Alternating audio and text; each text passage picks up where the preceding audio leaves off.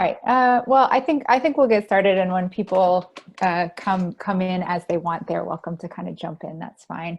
So I'm seeing the participant number go up a little bit, which is great. It's nice to start out good.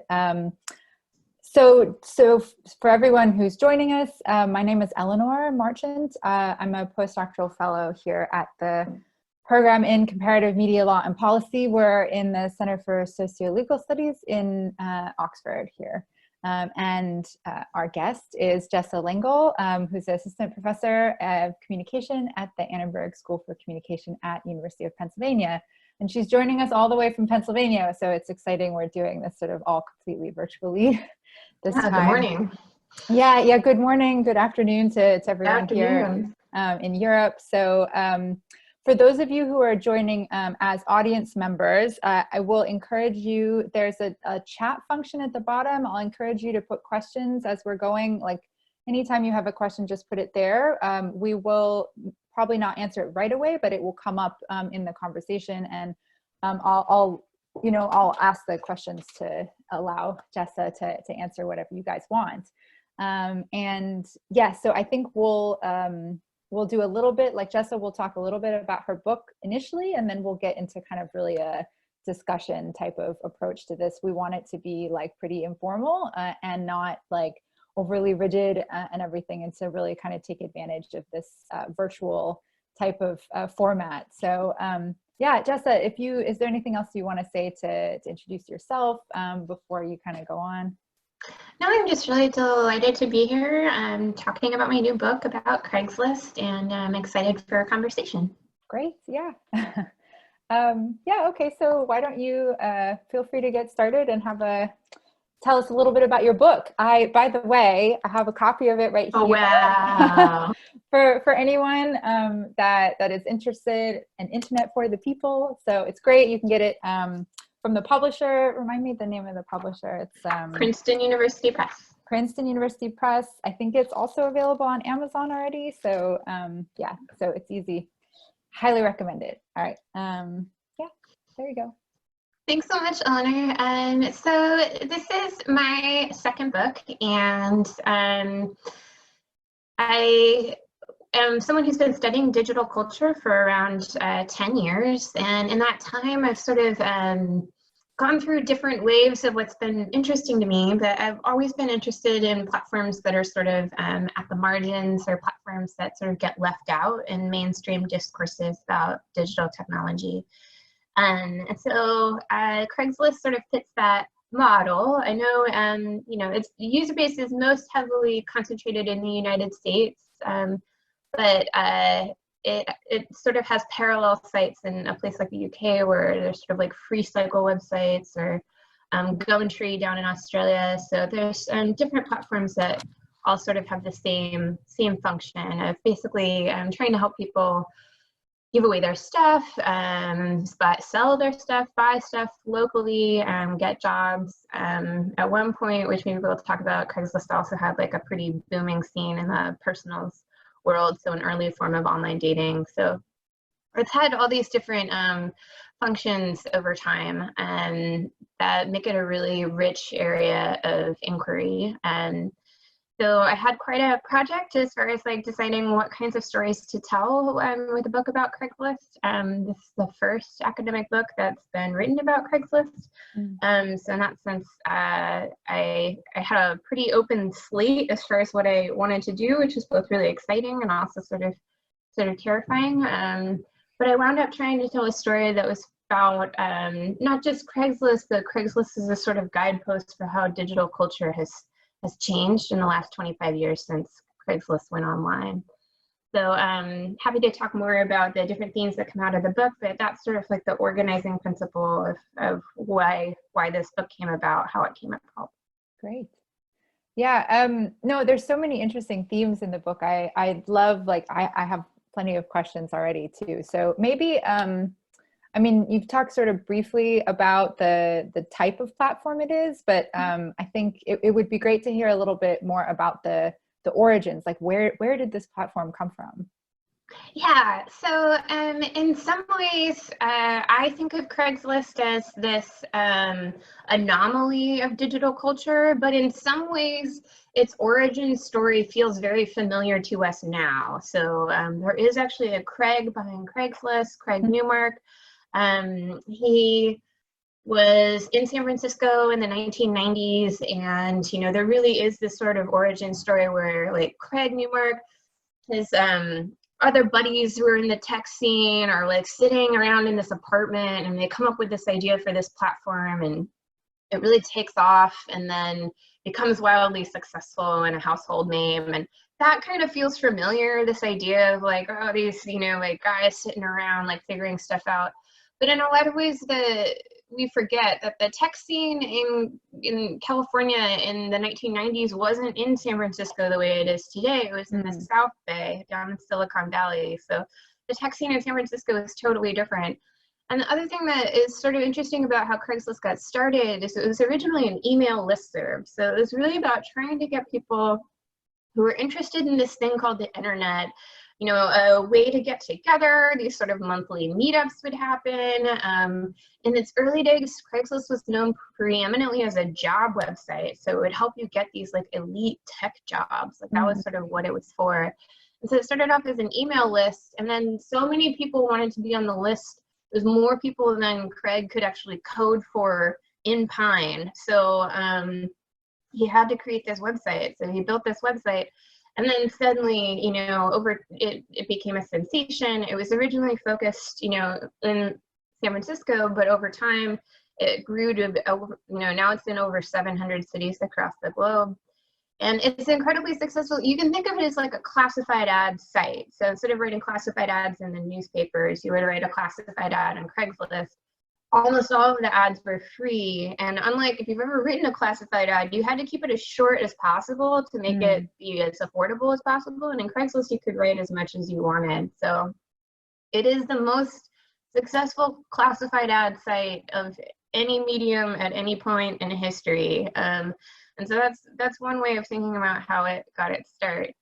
In other ways, Craigslist is incredibly unusual. It never went public, right? So the first half of like this sort of tech company startup fairy tale is familiar for Craigslist of like, oh, we had this idea and then it got really successful.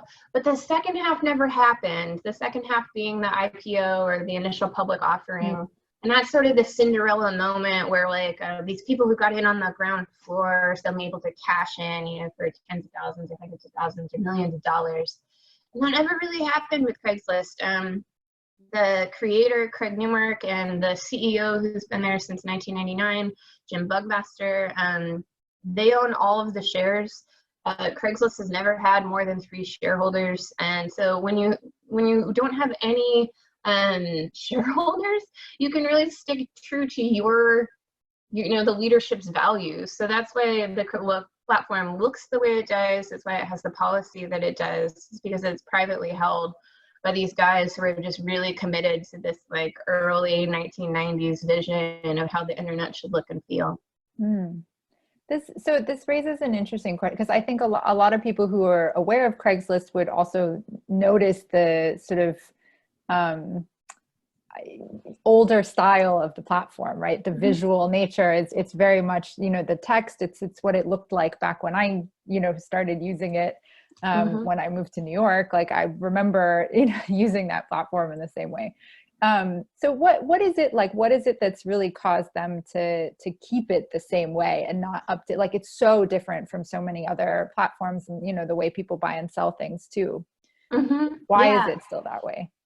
So you can think of Craig and Jim as like engineer type people. They're not entrepreneur people. They're engineer people who very strongly believe like engineering and designing is at its best when it is simple, when it is efficient, when it is reliable, and when it is accessible. So for them, Craigslist design has never broken, so why fix it? Like why fix something that's never has to change? They just do not put any stock in the idea of, move fast and break things, like constant updates. Your users will leave if you don't add new features all of the time.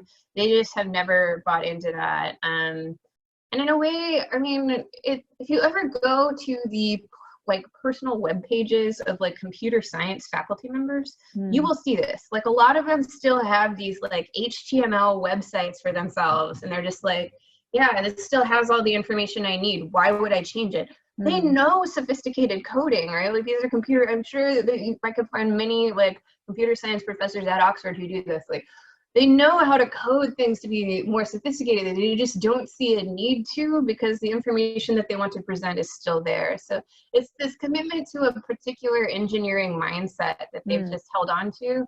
And as I was saying before, they've never had to change because they've never had to bow to sort of shareholder interference. So in that sense, I really think of Craigslist as like a shark that has never had to evolve. It just has no known predators. It just sort of like continues doing what it's doing because it just hasn't been forced to change either externally or internally. So this raises something that really struck me in your book too, that when you say it doesn't have any known predators, that sort of raises the question of eBay, right? Which at least, you know, before I read your book, I thought of eBay as like a competitor for Craigslist anyway, right? But you talk quite a bit about this sort of interesting history of eBay coming into the board at one point. And I wonder, can you talk about that case and sort of what it symbolizes for like the tensions between the view of the internet that Craig Newmark and Craigslist take versus like the way eBay kind of sees the internet? Yeah, I didn't know anything about this until I started doing research for the book. So like I am, you know, you can probably tell like I have a real fondness for Craigslist like you. I moved to New York at one point in my 20s and I was like using it all the time. And so I've always sort of had this like, oh wow, Craigslist is sort of funny and weird and a little quirky, and I like that. But I didn't know any of this history. So interestingly, Craigslist and eBay go online at almost the exact same time, 1995. And Michelle White has a wonderful book called Buy It Now about eBay, which is really interesting.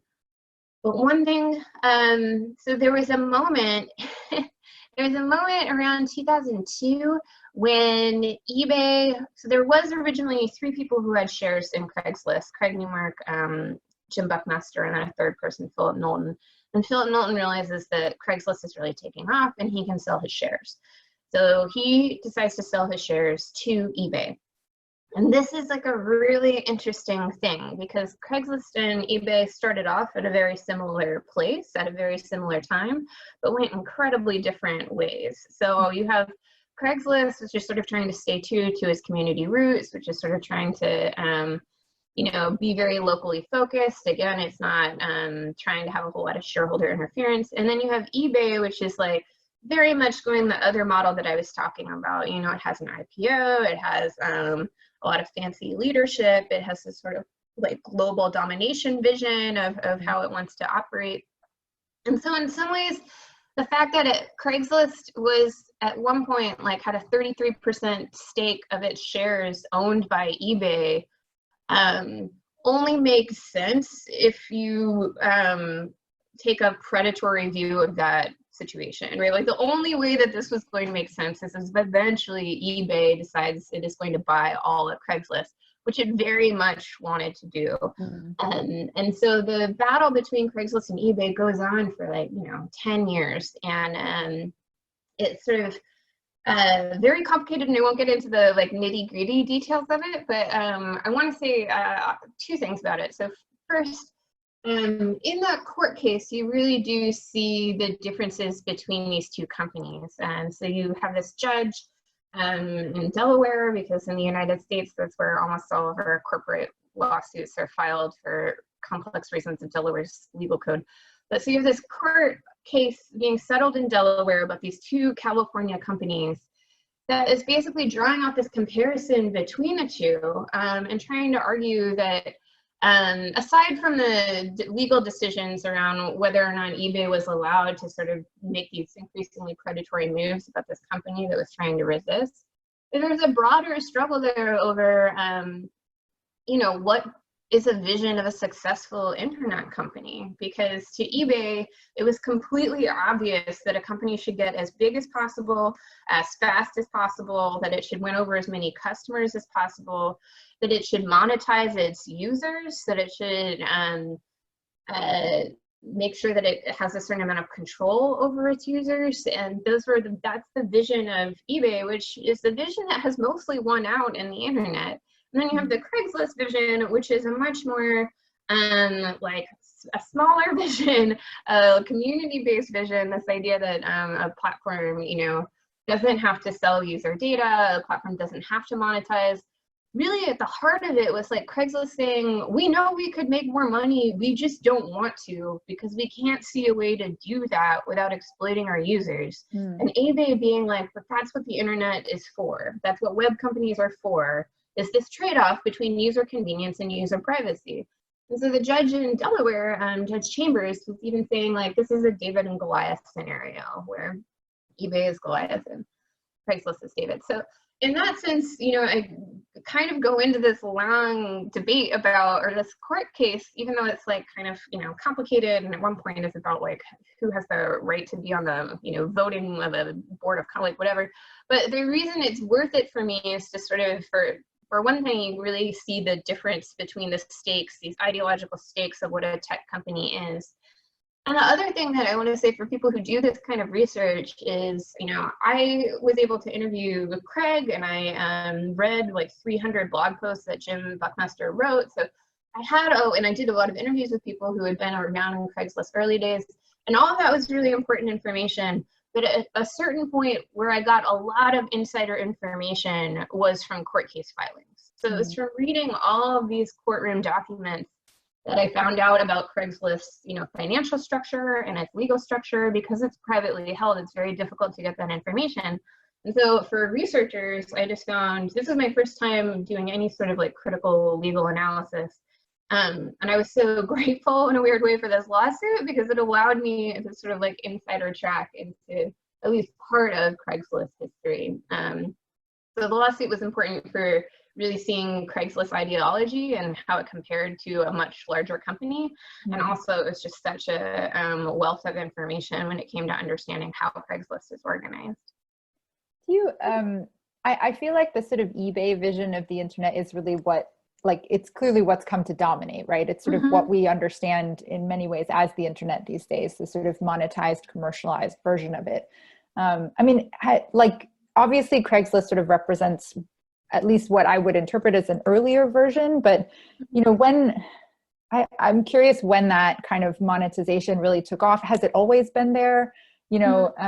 When did we sort of switch, I guess, from this earlier version to like really what in a kind of uncontrolled way, this more, I think, more capitalist commercialized version of it? Yeah, it's important. I struggle because I struggle to remind myself this all the time, but like, it's important to remember that like, as commercial as the internet is now, there are still all of these pockets of the internet that remain very open, very non-commercialized, like very quirky. There's still plenty of parts of the internet that haven't really, IRC, Internet Relay Chat, like that's still around, like people still use it, and there's still parts of the internet that have never really changed, or that believe in this older model. And at the same time, like commercialization has always been a part of the internet's history. So like from the internet's earliest days, people were using it in a very capitalist, sort of like neoliberal way.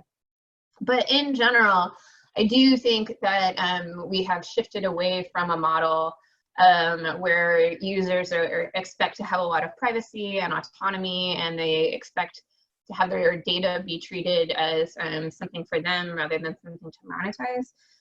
And really where this started to change more than anything else was with Facebook. And that's because Facebook was the first mainstream company, the first incredibly successful company that demanded that users be themselves, that they verify their ID online. So, it goes online for college students in 2004.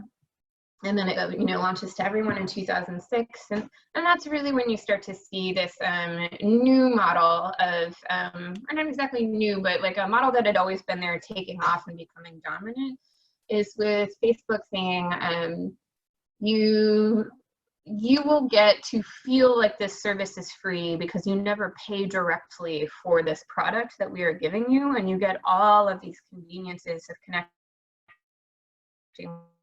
with your friends and family. Exchange, and you're going everything that you do and monitor all of your behavior and sell that to third parties in order to target ads to you. And some people look at that and they think like that's a perfectly reasonable exchange. And other people look at that and think, I wish we had a different model. And so one, you know, like I was saying earlier, I've been studying digital culture for a long time. And one thing that started to excite me the most about writing this book was I have always wondered, like, why isn't there an alternative? Like, there must be an alternative model that a web company can follow and they can still make money, but they don't have to turn their users into products. And eventually I realized, like, you really can talk about Craigslist as that kind of company. Mm. Yeah, it seems like such a different kind of view, I guess. I mean, do you think, so is this idea, like we're talking about data, like tracking users, user anonymity. I mean, are these like, say, would you say that user anonymity is kind of a core component of Craigslist as well? Yeah. Absolutely. So when you compare Craigslist to any of its competitors, and you know, I was sort of being hedging a little bit when I said like Craigslist is a shark that doesn't have known predators. It does, right? So it has like Facebook Marketplace, and then you have sites like Mercari, Barrage Sale is a platform I talk about a lot in the book. You have a lot of sites that are increasingly competing with Craigslist in order, especially to buy and sell things, but also to find jobs. And the main thing that separates Craigslist from all of its competitors is that Craigslist not only allows, but basically defaults to users being anonymous. And that makes a lot of sense in a 1990s vision of the internet, when users were anonymous by default and exposed their identity through effort. And now we have totally flipped, where your real identity is online by default, and you're only able to maintain your privacy through effort, right? So we've really seen a powerful switch in the last 25 years. And so Craigslist believes in user anonymity, and again, that's because of its early web roots. But one thing that I heard over and over again when I would talk to people about anonymity is I heard very different stories from people based on race and class. And so there's a lot of people who, largely because of the Facebook model has succeeded, we have come to see anonymity as a problem. We have come to see anonymity as like, that's what creates trolling, that's what creates fraud, that's what creates bad actors. If only everyone were transparent online, then we wouldn't have these things. Now, certainly that's not true, because people on Facebook troll all the time and they harass, and there's all sorts of scams, and you know, Facebook has all sorts of problems with human trafficking, with violence. So we know that that's not true. And so do other platforms. I mean, I always love to remind people, like, LinkedIn has a huge problem with scams. You know, like, there's all sorts of platforms that we see as very like safe and, you know, even sort of like upper class, that also have these problems. But in general, when we hear that people are anonymous on a platform, we think Reddit, we think 4chan, we think trolling.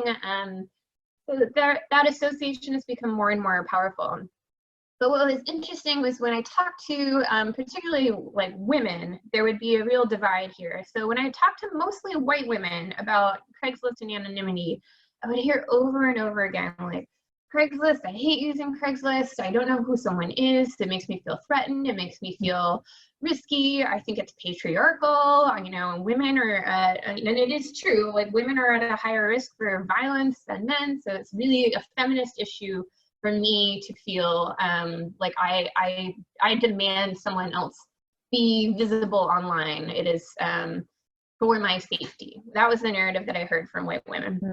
And I want to pause and say, like, whatever women have to do to feel safe is they should be doing, right? Like, I'm not saying that viewpoint doesn't come supported with a lot of experiences of street harassment and violence. Like, I get where that is coming from. But what's interesting is that I heard a totally different narrative when I talked to Black women about anonymity. Because the Black women I interviewed about anonymity, they would say, anonymity is a form of privacy. Anonymity is a form of safety for me. Anonymity means I don't have to reveal who I am. It means that they're less likely to be discriminated against when it comes to finding a job.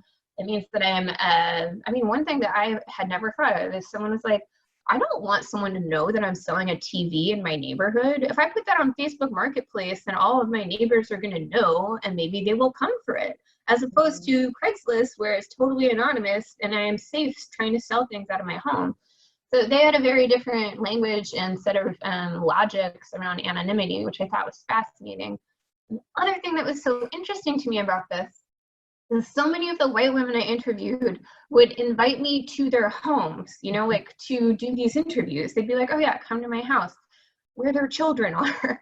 And then when I interviewed Black women, every single Black woman I interviewed insisted on meeting me in a public place and would bring a friend.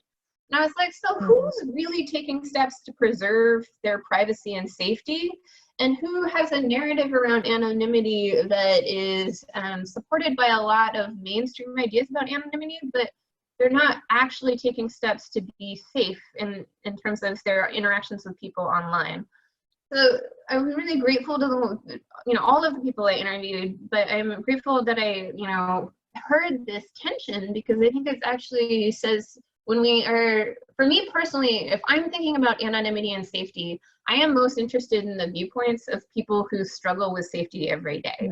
And so those are the accounts that are the most important to me. And it was a really powerful counter narrative against the sense of like anonymity is always bad. And the way I try and talk about it in the book is that we have to draw a difference between anonymity as a harmful way of being, like anonymity as a feature that allows someone to be a bad actor, because there's also where anonymity is a tool of privacy and safety. And that same feature, has these two different roles, and those two roles are going to matter differently based on who you are and your relative privilege and your relative safety in the world. Yeah, oh, completely. And it seems to relate a little bit, like if I'm not mistaken, to the, like you have one chapter where you talk about a couple legal cases, including the one about the responsibility of the users versus the platform, which it's so topical at the moment, when we're discussing the sort of responsibility of platforms like Facebook for, hate speech, et cetera, for misinformation in politics. It's a very topical kind of issue. So I'd love for you to talk about that case a little bit, if you can. Yeah, sure. So Craigslist, I do argue, is the best platform if you want to understand in the United States the journey from what's called CDA 230 to FOSTA. And CDA 230 is the California Communication Decency Act, Section 230, which is sort of like held up as this ultimate protection that allowed the internet to happen. And so in the early days, everyone was pro CDA 230. And by everyone, I mean the tech industry, I mean the ACLU, the Electronic Freedom Frontier, like the EFF. So all of these organizations that are really about internet privacy were very excited about CDA 230 because it seemed to guarantee, what it does as a legal level is it indemnifies platforms from bad actors of users. So if we didn't have CDA 230, YouTube could be sued every time someone does hate speech online, or someone misinforms online, or someone commits a fraud or another bad act online. And if we, which you could say like, well, that sounds great, like they should be responsible. But if we didn't have CDA 230, YouTube never would have gotten started, and neither would any other platform that simply cannot guarantee that all of its users are going to play by the rules, right? So the idea was that this allows platforms to experiment. It allows different people with different viewpoints to come together. And it really made a lot of sense in an early web ethic of what the internet should be, which is this idea it would be a meeting place for different people with different perspectives to like come together. So CDA 230, this important legislation, and over time, Craigslist had been taken to court many times over CDA 230, particularly when it came to sex trafficking. So Craigslist, because it's rooted in San Francisco, has always had a very liberal progressive view on sex work. So, you know, and it has always allowed, or it did allow for a very long time, sex workers to use the platform in order to find clients, right? So people would write these ads. And, you know, as I'm saying, just briefly to go back to what I was saying earlier, there's all these accounts of sex workers who really valued Craigslist as an anonymous platform because it allowed them to vet their clients without having to reveal anything about themselves to the public. So if you're on a platform now, like, you know, sugarbabies.com or like one of these platforms where, you know, usually younger women are able to sort of line up escort work, you have to reveal this information. You have to put a photo up, you have to reveal that you're doing this work to the public. And so even if it's something that you're just doing for 6 months or just doing for a year, it's always going to live on the internet. And Craigslist allowed women who are interested, and men who are interested in doing this work, not to have to reveal that information, right? So Craigslist has always sort of supported efforts of sex workers who wanted to use the platform. Now, I take the stance that like sex work should probably be legal, and like if women want to do that or men want to do that, that's fine. But of course, there are cases where truly bad actors or people are being forced to do this, and human trafficking and sex trafficking. And so more and more law enforcement agencies around the country were really getting frustrated with Craigslist that it kept allowing all of this to happen, right? And the charge was sort of led by Sheriff Dart in Chicago, who launches this lawsuit and says Craigslist has to stop having sex workers use their platform because it's supporting human trafficking, it's supporting sex trafficking and violence against women. So, and the case goes in 2009, and Craigslist actually won because of CDA 230, but they sort of lost in the court of public opinion. So people, this is where you really start to see this shift of Craigslist reputation. Craigslist had won all of these awards for like being a community website and like being part of the internet that supports freedom and user autonomy. And then in 2009, you have this high-profile case. You have a murder that happens in Boston area with Craigslist facilitating it. You also have Facebook has now been open to the public for 3 years. And more people are really starting to ask, like, what does it mean for us to be living so much of our lives on this platform? So you have this general increasing unease with, you know, especially young people being on the internet. You have these high profile crimes happening on Craigslist, and Craigslist wins in the court, but then they're never really fully recovered their reputation after that. So they go through a couple of changes where they're sort of like, okay, we're not going to allow sex work anymore, but we're still going to allow our personal section. And of course, there are plenty of sex workers who are like, cool, I'll just go to the personal section. And that was the case until 2018. And in 2018, FOSTA passed, which is the Freedom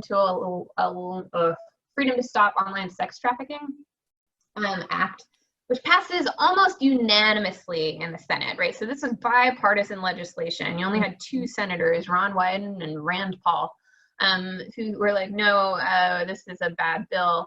Everyone else voted for it. And now CDA 230 is limited. So platforms are indemnified from bad acts of users unless those users are caught sex trafficking or human trafficking. So if a platform in any way supports sex trafficking and human trafficking, then it is suddenly legally responsible for those bad acts. Craigslist, of course, cannot guarantee that the people using its personal section are not, in fact, sex trafficking or human trafficking. So in March 2018, it shuts down the entire platform. And so what you see in this journey from CDA 230 to FOSTA is a lot of shifting norms around what we want from our platforms. And increasingly what you see is an impatience and a frustration with platforms who just aren't able to moderate their content as much as they should. And it's a difficult stance to take because, of course, I'm against human trafficking and I'm against sex trafficking. And I do understand the impulse to say this is something that platforms should take a stronger stand on. I mean, I've gone on record many times saying, like, Craigslist. Facebook needs to do more in order to moderate content, like YouTube needs to do more to moderate content. But I think we also have to ask ourselves some really tough questions. So for example, there have been studies that show if what you're really concerned with is women's safety, then you should know that there are studies that show when an online platform that supports sex trafficking goes down, real world violence against women goes up. Because shutting down a platform just means that women are no longer going to use that platform. And now sex workers are going to have to rely on pimps rather than themselves to line up clients. And that actually results in more violence against women. So it's a lot trickier than this idea of, well, we'll just shut down the platform. And, you know, Craigslist has been saying this since the 1990s. Like, wouldn't you rather have a platform like Craigslist that actually works with law enforcement to sort of try and stop sex trafficking? Or would you rather just shut us down and then everyone's going to go to a worse platform that doesn't cooperate with law enforcement, which is exactly what has happened. Yeah, it's a very complicated kind of case, these type of situations, because you've got, like, Craigslist really has a particular view of you know, the way responsibility should be, et cetera, and it's obviously very contentious at the moment too. I mean, I know you don't go into the international element much in the book, but I'm kind of curious, like, given that these are like new, the legislations you're talking about are very particular to the States. You know, to what extent does this have ramifications for the way the platform operates abroad? Yeah, so one of the debates was, well, when this happened, how would Craigslist, you know, respond in Canada, and how would it respond in England? And for what it's worth, when I have anecdotally sort of like gone to a different country, the first thing I do, you know, ever since I started writing this book, the first thing I do is I like look at Craigslist in that country, and it really does seem to have a strong expat community supporting it, right? So that's who seems to mostly be using Craigslist outside the US. And when FOSTA passed, you know, there were all these conversations on like Reddit about, well, we'll be fine because we're in the UK. And then that was true for about a week. And then Craigslist just decided it was going to shut down its personals everywhere. And it has taken a hit since that happened in terms of its, you know, monthly viewers, and in terms of its, in terms of its revenue. So in a way, you know, FOSTA has been pretty damaging for Craigslist, which a lot of people are fine with. A lot of people are like, well, if that's how you were making money, then you shouldn't have been making money that way. And a lot of people are like, really feels like the internet, one quote from a Reddit user that I recall is like, it really feels like the internet is tightening its belt. You know, it really feels like the internet is sort of like cutting off free speech, which is sort of interesting. So in terms of how we're seeing this all the time in terms of GDPR, like how one country or one region's legal commitments sort of like end up reshaping commitments everywhere else. And it's a really, I would love to see more thoughtful scholarship on this, especially from like a critical legal scholar person. I mean, platforms and tech companies and even our devices are so distributed across like a, you know, global landscape in terms of where a device is made versus where its servers are versus where its corporate leadership is versus where its tax footprint is. And we just do not have the legal tools to really hold companies accountable through a legal framework. We just don't. And it's a bummer too, because I mean, realistically, the law is always lagging behind technology. CDA 230 is a rare example of when the law was sort of able to like look ahead and be like, hey, it's gonna like really crush innovation if a platform can't experiment, and if a platform has to be legally responsible for everything a user does. For the most part, it's like the law is always scrambling to catch up. And one way that that is even more true is that internet companies are increasingly distributed across a incredible array of nationalities. And so if that's the case, then it's just how do you prosecute? Yeah, it's so, I mean, even, you know, being based in a law faculty here too, we struggle with this kind of question all the time, because it's, you know, particularly we have GDPR here, that sort of thing, but like there's so many laws often get passed, particularly in like Europe and the States that then get adopted also into other countries' laws. But then if they're not, like, what does it mean for, you know, a Facebook, Google platform that anyone, like, people use all over the world? It's a very complicated kind of legal space that people are researching, but I don't think anyone has answers at the moment. It's just really difficult. Because, you know, it reminds me of this other section in your book that I would love to talk about too, about the gig workers, because, you know, I mean, here we think a lot about the kind of virtual nature of work, right? And what that means for, say, digital work from the African continent, for example, working on things remotely, that sort of thing, which makes it, you know, it really has a lot of implications for kind of the future of work. And I'm curious, you know, you talk a bit later in the book about the kind of section where people are advertising for jobs or gigs specifically. So, like, I'm curious for you, what does that like that section of Craigslist mean in terms of like where we're going for labor in the future, you know? Yeah, so I got such a kick out of learning about how people find work on Craigslist, because again, it was just something that I didn't know. I only knew Craigslist now, and I didn't know this earlier moment. So work on Craigslist has probably seen the biggest transformation of any feature that the site has. So there's all sorts of stuff you can do on Craigslist, right? Like you can buy and sell, you can find work. Until 2018, you could find dates. There's a discussion forum on Craigslist about all sorts of topics, everything from like Linux to yoga to, you know, running. There's an events calendar, which is actually, it's very early days.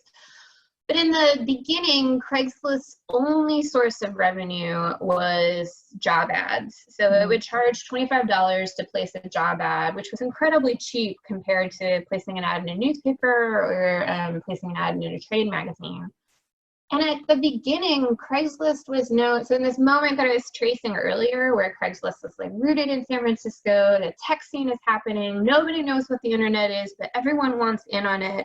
Craigslist was like a key resource for tech companies in San Francisco to hire people. This even includes Craigslist. Like the CEO, Jim Buckmaster, first got his job at Craigslist through a job ad that Craigslist placed looking for a software engineer. So he responds to this ad because he had used Craigslist earlier to like buy some furniture in San Francisco. So, and then he became CEO, right? But like, so that was the early days of Craigslist, where like it was this elite platform for getting jobs, and like it was a sort of like hot, like word of mouth, like the sense of nobody, like nobody knew exactly what digital culture was going to look like or what the tech industry was going to look like, but Craigslist was the place to find people for that industry in Northern California.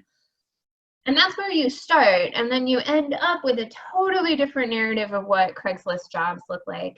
So I think I heard over and over from people when I asked them about work on Craigslist was a sense of embarrassment, or a sense of like, this is just temporary, or I'm just between jobs right now, and I'm doing this job. Or people who like didn't care about Craigslist reputation, but were really interested in sort of like working class jobs, right? So I talked to people who are like, yeah, I like warehouse jobs. That's what I do. So I just get different warehouse jobs on Craigslist. And what became, I don't know the exchange rate, but like what became the marker of a Craigslist job was $20 an hour, right? So I had participants who were wealthier who would be like, oh my gosh, I would never look for a job on Craigslist because the only jobs you could find are jobs that pay what, $20 an hour? As opposed to when I talk to more working class people who would be like, Craigslist is lit, Craigslist is the best. You know what I can find on Craigslist? Jobs that pay $20 an hour. Like, wow, you know, so you would hear these very different accounts that sort of reveal who's Craigslist useful for. It's useful for a group of workers who are not going to find jobs on Glassdoor. They're not going to find jobs on LinkedIn. They're going to find jobs on a platform like Craigslist. So I talked to one woman, and I assumed in the early days that when I talked to, in the early days of writing this book, that like the people who were still really committed to Craigslist would be people like my age and older. But I talked to one woman, Shelly, who's like 22, avid Craigslist user, and here's what her day looks like, and it's going to be very familiar to people who study the gig economy. So I was like, tell me about a day where, you know, you use a Craigslist job, and she's like, I'll tell you about today. For one thing, I'm doing this interview right now because I advertised for interviews on the gig section. She'd become a Lyft driver through an ad that was placed on Craigslist. So she was going to go drive Lyft for a while later, and then she was going to drive out to a county fair where she like took tickets and stuff. She was like, that's a job she found on Craigslist. And then she found a coupon to go to like an amusement park nearby. She also found that on Craigslist. So she was taking her boyfriend and her kid to, so her whole day was like structured around Craigslist and the different gigs that she had found there. And so in that sense, like Craigslist gigs have sort of predicted this sort of like very fluid economy that is, you know, familiar to us now. And it, in that sense, has marked like this incredible transformation of like the relationship between technology and work is going to be this incredibly elite, you know, exciting entrepreneurial world. That was the early message we had in the 1990s, and someone like Gina Neff has written about that. And then over time, you see this trade-off where workers are promised flexibility, but what they get instead is this constant hustle to find new jobs, and to find employment, and to find, you know, financial security. And so I have to admit that like I see this as like super stressful, but most of the people that I interviewed, they really preferred it. Like they really liked the freedom, they liked the flexibility, like they saw themselves as sort of like you know, living this sort of like gig work as, and like embracing the hustle. Like that's the thing that they really they articulated as like something positive that they really appreciated. But I think it just from my perspective, it comes with a lot of drawbacks, because there's no security. In the US, we have no health insurance for people who are doing gig work. There's no job advancement at all. So so it's pretty precarious labor that they that I realize comes with benefits, but also comes with drawbacks. Definitely. So I want to make sure we have some time for questions from everybody else. So get your questions ready. But I thought maybe we could kind of wrap up this part of it by saying, like, from your perspective, like, what is the future of Craigslist? Like, is there a future for it in the internet the way that it is? I don't use it as much as I used to, right? So I'm curious, where is it going? Yeah, I mean, it's interesting to think about. It's Craig has sort of stepped away from daily operations of Craigslist. For a long time, he was doing customer service, you know. So, but now he's very engaged in his philanthropic work. So he mostly focuses on freedom of the press, military families, women in STEM, and bird sanctuaries. Like that's his jam. And I don't see that changing. Like I think he's basically stepped away, and he's enjoying his life as a philanthropist, and he does important work in that capacity. My guess is that Craigslist is going to continue. Its market share is going to decrease as more and more competition comes from platforms that just look sexier and are have more features. And then at some point, either, you know, Jim will want to retire, or you know, something else will happen. And I just think I mean, it sounds a little dire, and I don't know how Craig and Jim feel about me saying stuff like this, but I feel like the company is kind of going to end with them. Like one or both of them will like give up daily owning of the site. It'll get taken over by a platform like eBay, and then it just won't be the same anymore. And that's kind of how it's going to go. I do think even if that happens, Craigslist will always be important as an example of like an extremely successful company that has lasted, you know, that through many boom and bust cycles of the internet. By some, you know, estimates, Craigslist is worth, you know, billions of dollars. And I think it's going to be this important testament to a platform that held on to its early web values of democracy and access, and still managed to turn a profit for a very long time. Yeah, I mean, it's genuinely impressive that a platform can kind of stay the way that it is for 2 decades, basically. longer. It sounds like, so we'll see where it goes, I guess. But I thought, we'll see. So if you guys have questions, those of you who are participating, can you put them, there's a Q&A kind of option button at the bottom, or there's a chat, so you could just send those along.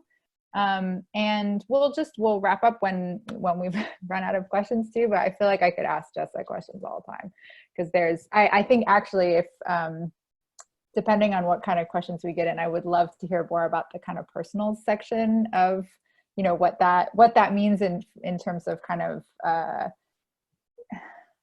gender, what it means in terms of kind of subversive approaches to the internet, all that sort of thing.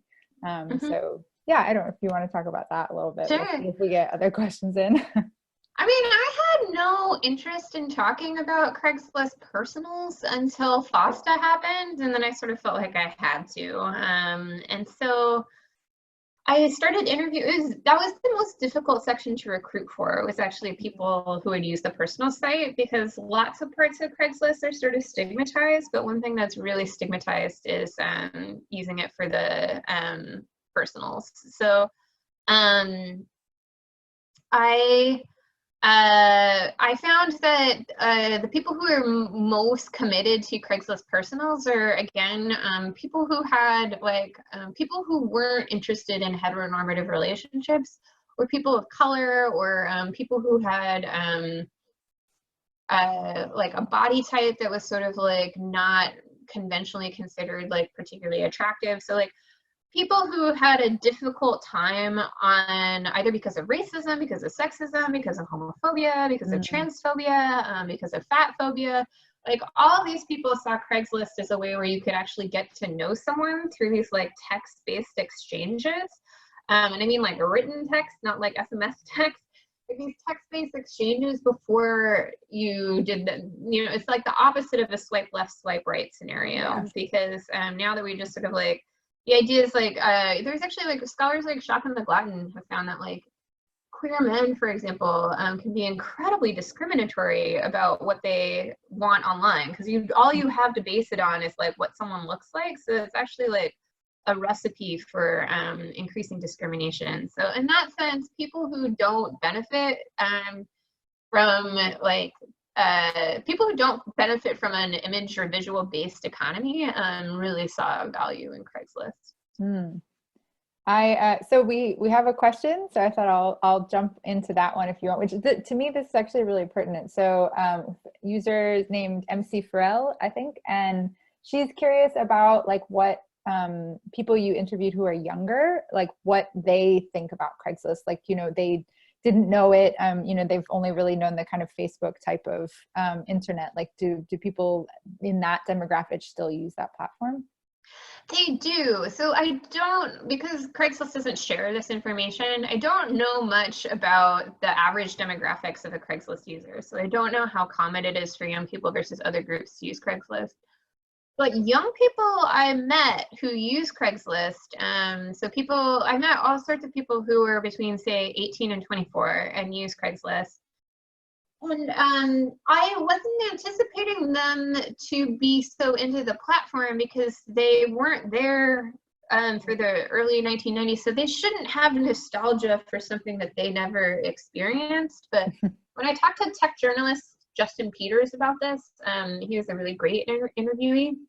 He was like, it's not that surprising. It's children of the 80s going to 1950s diners. It's there was this earlier time when something was different, and when something was maybe better, and something felt more comfortable, and something felt safer. And so he was arguing that you can actually feel nostalgia for something in the past. So the people I talked to about, the young people that I talked to about Craigslist saw it as they recognized that it was a different model of the internet, but over and over they would talk about we like that it feels stripped down. We like that it is always familiar. There's this sort of exhaustion and fatigue with the constant changes of a platform like Facebook, the constant upgrades, and you never really know oh man, today we're getting the feed, today we're getting this policy, today we're getting that. And they saw they saw sort of relief in Craigslist as being so stable and predictable. And they saw it as really easy to navigate. And I thought that was interesting because of this message that we were talking about earlier, that if you don't adapt all of the time, you will in particular lose younger users. Yeah. Yeah, I'm curious too with that demographic, or with the people you've interviewed. Obviously, this isn't generalizable because you don't have all of their data for obvious reasons. But you talked a lot about the anonymity side of things before, and I'm curious actually what I value the anonymity and that sort of thing, but it's I think because I'm a bit older and kind of grew up with that version of things. But did the people that you interviewed who are in that sort of 18 to 24 demographic, I mean, does the anonymity aspect of Craigslist, is that part of the appeal? It is part of the appeal, but again, that was very skewed towards people of color. Yeah. So people of color saw it as like, this is an important way that, like in a world where there was a famous case a couple of years ago about Airbnb discriminating against people of color. And so setting up an entire rival website inclusive to try and make people of color feel safer using the platform. Or not just safer, but like they wouldn't be discriminated against. So when I talked to, and I living in Philadelphia, I did all this research in Philadelphia, which is a predominantly Black city. So it's not surprising that so many of my younger participants were Black. And so I wouldn't be able to say, I feel more confident saying it was the appreciation of anonymity was profound among people of color. And the younger generation was, the thing that I heard most often from them was just like, oh, what a sigh of relief that I can have a platform that's like predictable and accessible. Okay, so we have another kind of follow-up question to this, which is also asking a little bit of a demographic situation, looking at the difference in attitudes between like urban, suburban, and rural kind of people. If you interviewed people like outside of Philadelphia, for example, like what is their view on Craigslist compared to the urban residents? So Craigslist is perceived as most useful for people who are in cities just because you have a larger concentration. So I have certainly found this to be true. Especially, it's like most useful in New York, frankly, because you have good public transit, you can get wherever you need. And so once you have to go outside, what happens is that people in South Jersey bring their ads to Philadelphia, people in Eastern Pennsylvania bring their ads to Philadelphia and then sort of navigate it. One thing that I found that was really interesting is there's all sorts of people who find gigs on Craigslist for teleworking jobs, right? So, or for virtual jobs. And so that was interesting to talk to people who are searching Craigslist cities all over the country, who like live, in Los Angeles, and they're searching Craigslist all over the country.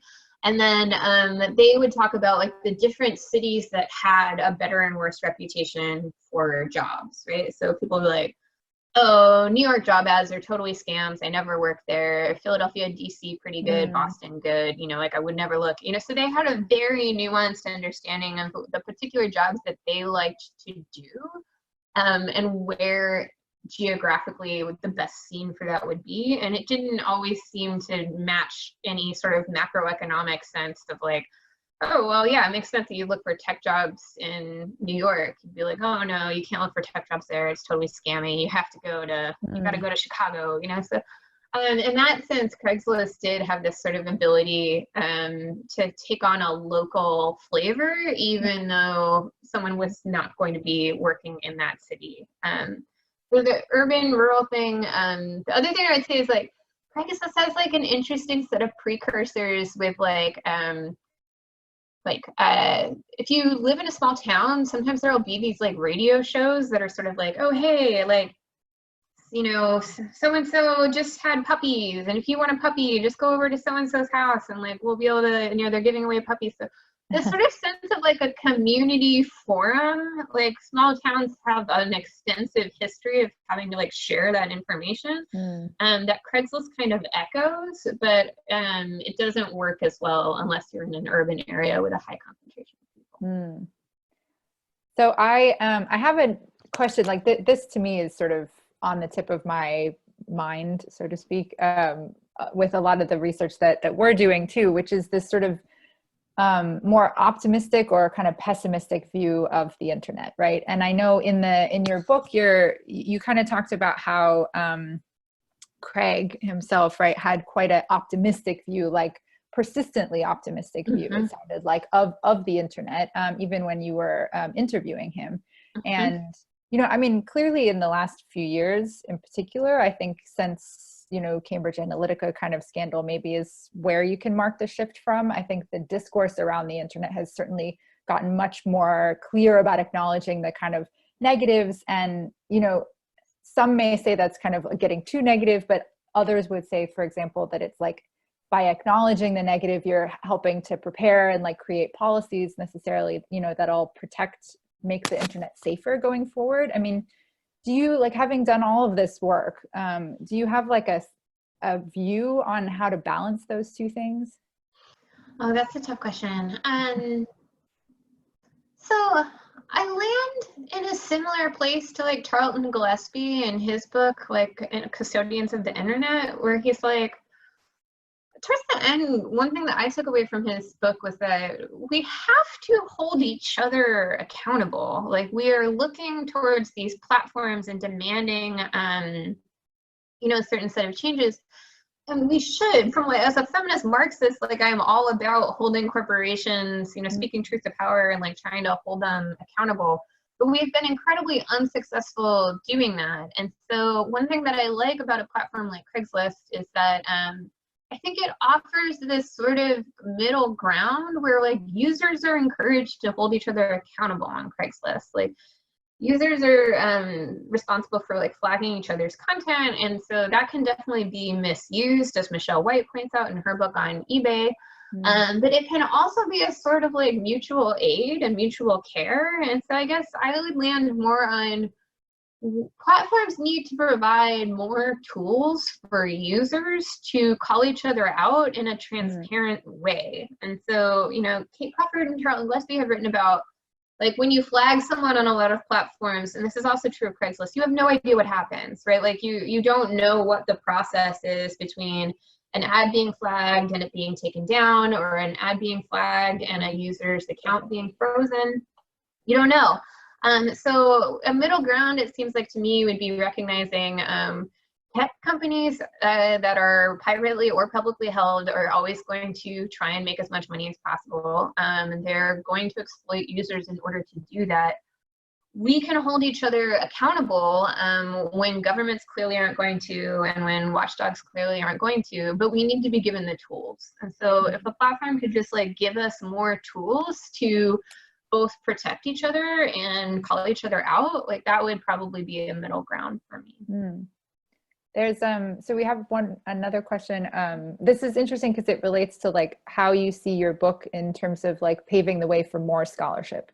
And so she's interested in, you know, are there certain communities of Craigslist users you didn't have time to interview or engage with that you would like to see, you know, focused on in future research?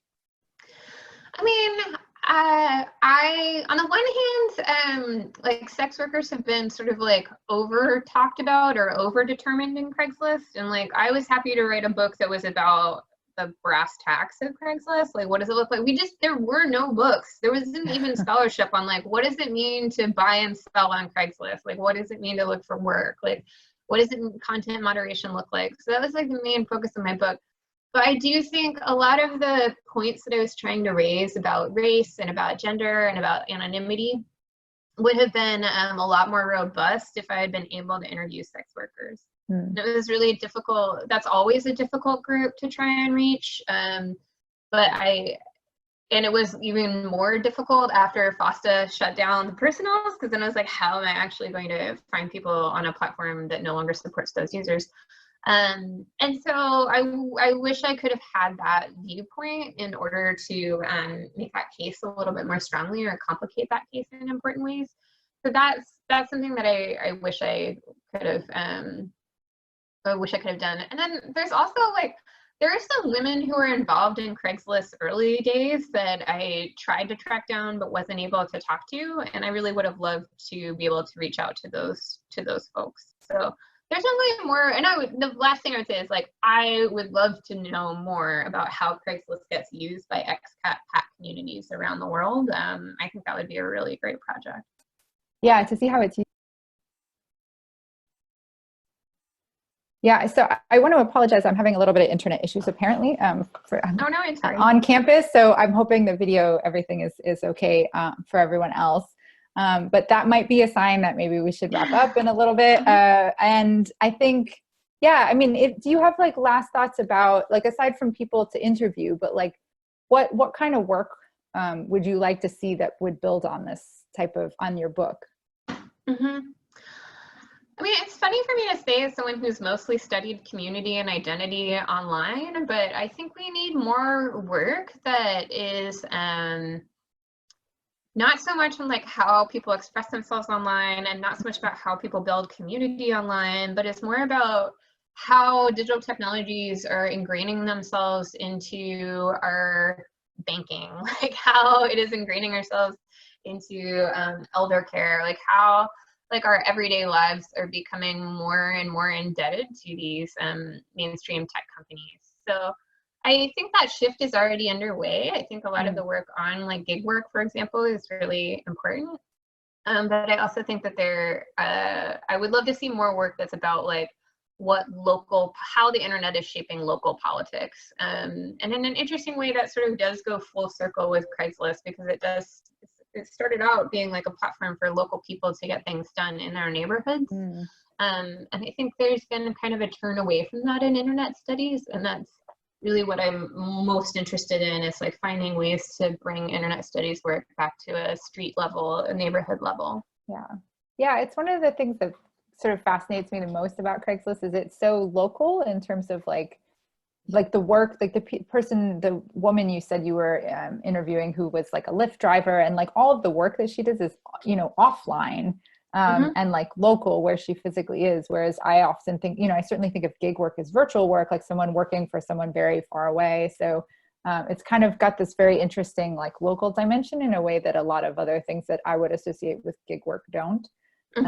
So that, yeah. So, I mean, I don't know if you have any final thoughts, but I thought we could probably wrap up. Oh no, I think we've covered so much, and thanks so much for being such a thoughtful moderator. I just really appreciate it. No, it's a pleasure. MC and Mira, for your questions. Yes. Yeah, it's great to have participation, interest. We had thanks for a great talk. that was nice. Yeah, so thank you for everybody for like participating in this kind of experiment that we're doing with like virtual seminar stuff. And I'm really hoping we can kind of keep it rolling and get kind of interesting speakers from around the world too. So if any of you have like suggestions of speakers, please feel free to email me, eleanor.marchant@csls.ox.ac.uk. So it's part of like, you can find us on the PCMLP website as well. So yeah, so there should be some other interesting speakers coming up, I think in April. So because we take a bit of a break with the terms here during March in Oxford. So we'll start up again, I think in April, but there will be emails about that. So thank you everybody for participating, and especially Jessa, thank you so much for coming. It's really, really fun to get to talk to you about your book. Thanks so much, Eleanor. I really appreciate it. Of course. Bye everybody.